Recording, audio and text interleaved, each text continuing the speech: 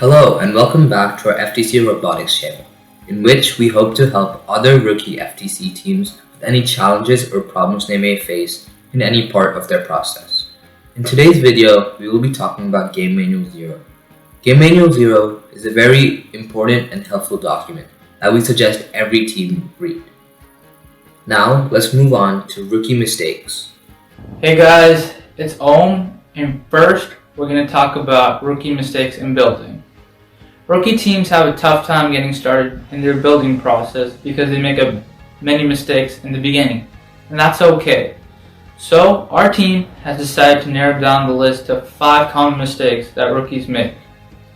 Number 1, teams use a 2-motor drivetrain instead of a 4-motor drivetrain. Number 2, teams use a push bar instead of mechanism wheels.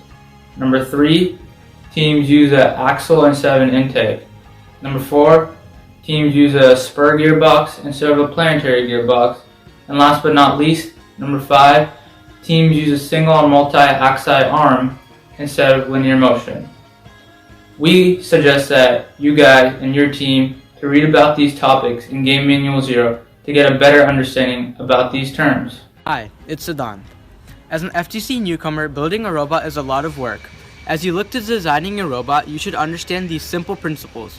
First off, you have to know that working on every part of the robot will cause a lot of errors in your robot. It is much more effective to work on one part at a time, and to have your robot fully excel in certain parts of the game. Another simple mistake is thinking about scoring ability rather than reliability. It's better to have a robot that never breaks than a flimsy robot that can make high point scores. For once it breaks, you can't fix it until the end of the round. These are the most important principles, but if you need more info, make sure to check out our Game Manual 0 in the description.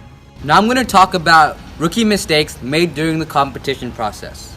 Some common rookie mistakes are neglecting driver's practice, not having a game strategy, and thinking that the competition is fully automated.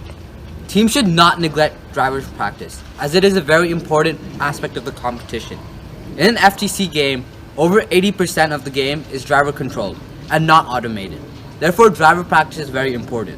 Game strategy is also super important, as you should know what you want to do before you reach the game, as this will help you accomplish and get as many points as you can during the game.